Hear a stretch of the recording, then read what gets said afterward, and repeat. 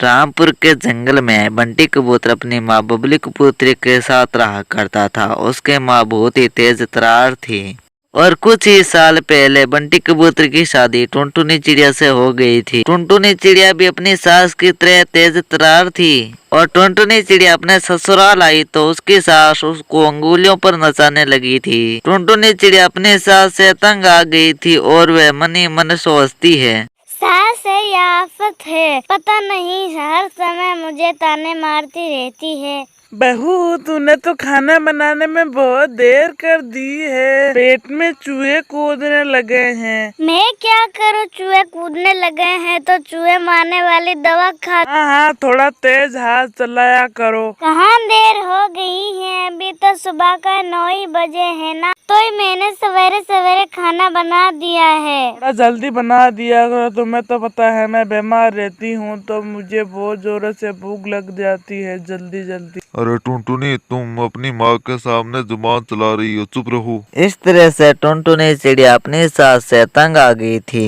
इस तरह से समय गुजरने लग जाता है और धीरे धीरे सास बूढ़ी हो जाती है और बंटी कबूतर की भी नौकरी लग जाती है और वह दूसरे जंगल नौकरी करने के लिए चला जाता है। बीच में टुनटुनी चिड़िया की एक बेटी भी हो गई थी, उसका नाम बिजली था। देखो टुनटुनी चिड़िया, मेरी माँ का इसी तरह से ख्याल रखना जैसे तुम अपनी बेटी बिजली की रखती हो। अगर मुझको सुनने को मिल गया कि तुमने अपनी बेटी की तरह मेरी माँ का ख्याल नहीं रखा तो मुझसे बुरा कोई नहीं होगा। ठीक है, मैं कसम खाकर कहती हूँ मैं बिजली की तरह ही अपनी माँ को रखूंगी। और फिर इतना कहकर बंटी कबूतर दूसरे जंगल नौकरी करने चला जाता है। इतने दिनों में तो टुनटुनी चिड़िया बहुत ही तंदुरुस्त हो जाती है पर उसकी सास बहुत ही कमजोर हो जाती है। देखो सासू जी, अब तुम्हारी बात तुम्हारे कैसे सांस नहीं छूट जाते हैं। टुनटुनी चिड़िया अपनी बेटी का मुंडन करवाती है पर अपनी सास का भी मुंडन करवा देती है। ये क्या कर रही है बहू तू? चुप करो सासू जी, तुम्हारे बेटे ने कहा था कि तुम जैसे बिजली को रखो जैसे तुम्हारी माँ को रखना है। कबूतरी बहुत कुछ कहती है पर टुनटुनी ने एक नहीं सुनी और उसका मुंडन करवा देती है। टुनटुनी चिड़िया दूध लाती तो वह अपनी बेटी को आवाज लगाती थी, लियो बिजली कहाँ है, ये दूध पी ले।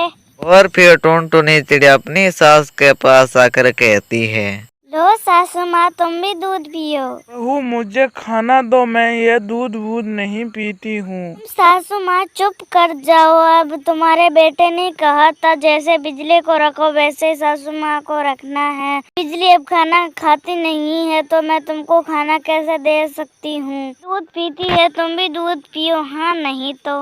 ये भगवान, कैसी आफत है। टुनटुनी चिड़िया अपनी सास को दूध में घोल मिला कर देती है जिससे टुनटुनी चिड़िया की सास की जुबान जल्दी बंद हो गई थी और वह उतनी साफ नहीं बोल सकती थी जितनी पहले बोलती थी। कुछ दिनों बाद उसका पति बंटी कबूतर घर पर आता है। टुनटुनी चिड़िया, मेरी अम्मा कैसी है? पूछ लो अपनी माँ से कैसी है वो। अम्मा, तुम ठीक ठाक तो हो ना?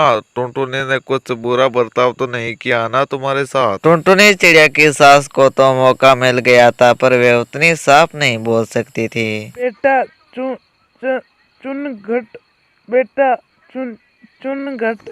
वह कहना चाहती थी कि उसको चूर्ण का आटा पिलाया जाता है जिससे उसकी जुबान बंद हो चुकी है। पर बंटी कबूतर के तो कुछ भी समझ में नहीं आया है और वह टुनटुनी से कहता है, टुनटुनी, मेरी मम्मा को क्या हुआ है? पर टुनटुनी चिड़िया को डर था कि उसकी सास की जुबान न खुल जाए और वह झट से बोलती है, ये क्या कह रही हो? ये कह रही है कि मेरी चुनगट से शादी करा दो। बंटी कबूतर सोच में पड़ जाता है और वह अपनी माँ से कहता है, अरे माँ, इस उम्र में तुम्हारी चुनगढ़ से शादी कैसे हो सकती है? कुछ दिन तक बंटी कबूतर अपनी माँ की सेवा करता है तो उसकी माँ बोलने लग जाती है और वह टुनटुनी के बारे में सब कुछ बता देती है। यह बात सुनकर बंटी कबूतर मन ही मन बहुत ही गुस्सा होता है और वह सोचता है कि टुनटुनी से बदला लेना है। अगले दिन वह ससुराल गया और अपने सास ससुर से बोलता है, अरे सास ससुर जी, आपकी बेटी को बहुत गंभीर बीमारी हो गई है और वह बचने वाली नहीं है। हमने तांत्रिकों से झाड़ फूंक कर रही है तो उन्होंने कहा है कि सभी को गंजा होकर आना है। इसमें कौन सी बड़ी बात है। वह सभी सिर मुंडवाकर टुनटुनी चिड़िया के घर आते हैं तो टुनटुनी यह देखती है तो वह हैरान हो जाती है। को जैसे तुमने किया था वैसे ही मैंने किया है, इसको कहते हैं जैसे को तैसा। टुनटुनी चिड़िया को सबक मिल गया था और वह अपनी सास के साथ खुशी खुशी रहने लगती है।